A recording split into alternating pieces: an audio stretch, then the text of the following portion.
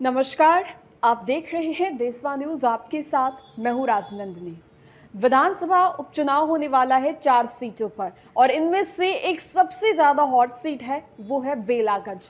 बेलागंज में दिन प्रतिदिन मुकाबला बढ़ता ही जा रहा है। ऐसे में बात करें तो आरजेडी की ओर से जो उम्मीदवार हैं वो विश्वनाथ यादव है और वहीं जदयू की ओर से पुरानी खिलाड़ी है मैदान में मनोरमा देवी।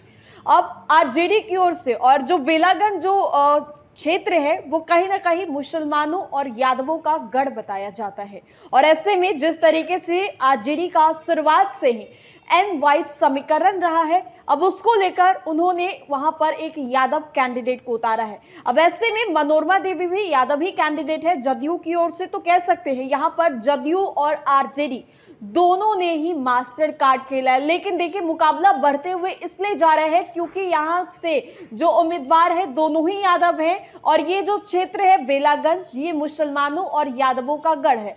अब ऐसे में बीते दिन ओसामा साहेब, जिन्हें हाल ही में आरजेडी में शामिल किया गया लालू परिवार के द्वारा, वैसे में हम आपको बता दें तो ओसामा साहेब खुद बेलागंज जाते हैं और बेलागंज जाकर हुंकार भरते हैं। साथ ही साथ विश्वनाथ यादव के हाथ को उठाते हुए ओसामा साहेब ये भी कह देते हैं कि अगर इनसे कोई भूल चूक हो गई हो तो क्षमा कर दे। और मैं दावा करता हूं कि अगर आप इन्हें जितवाते हैं, इनकी यहाँ पे अगर हमारी यहाँ पे सरकार बनती है, ये अगर यहाँ से जीत जाते हैं तो आने वाले समय में जो भी भूल चूक हुई होगी वो दोबारा नहीं दोहराई जाएगी। तो देखिए ओसामा साहब ये भी कह रहे हैं कि उन्हें कोई आइडिया नहीं है मंच पे कैसे बोला जाता है, कैसे खड़ा होया जाता है, ये पहली दफा है उनका। और देखिए ओसामा साहब जो कि अभी हाल ही में आरजेडी में शामिल हुए हैं, वो विधानसभा जो उपचुनाव होने वाला है 4 सीटों पर, उनमें से बेलागंज जाते हैं जहां पर विश्वनाथ यादव के लिए वोटों की अपील करते हैं। साथ ही साथ ये दावा भी करते हैं कि आने वाले समय में अगर कोई गलती हुई भी होगी तो उसे सुधार दिया जाएगा। क्या कुछ कह रहे हैं ओसामा साहेब, पहले आप उनके बयानों को सुने। मैं लक्ष्मीपुर के लोगों को सलाम करता हूं, उन लोगों का शुक्रिया करता हूं कि उन लोगों ने इतना अच्छा इस्तकबाल किया। मैं पहली बार मेरे को लगता है कि अपनी जिंदगी में किसी चुनावी सभा में घूम रहा हूं। इससे पहले मुझे ना स्टेज का उतना अंदाजा है, इसलिए कि देखिए ये नफरती दौर चल रहा है और बेरोजगारी का दौर है और इस दौर में हम लोग अगर बटेंगे तो जाहिर सी बात है हम लोग के विपक्ष को फायदा होगा।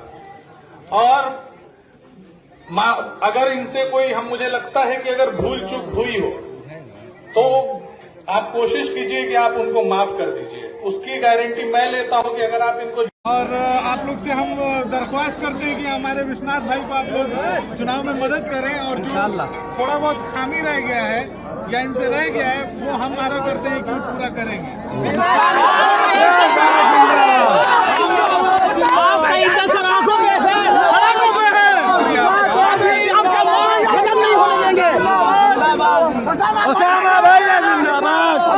अब हम चाहेंगे कि आपके बीच में हम लोगों का कैंडिडेट डॉक्टर विश्वनाथ यादव जी भी मौजूद हैं जो अपनी बात को रखेंगे। डॉक्टर विश्वनाथ यादव जी, आप अपनी बात को रखिए।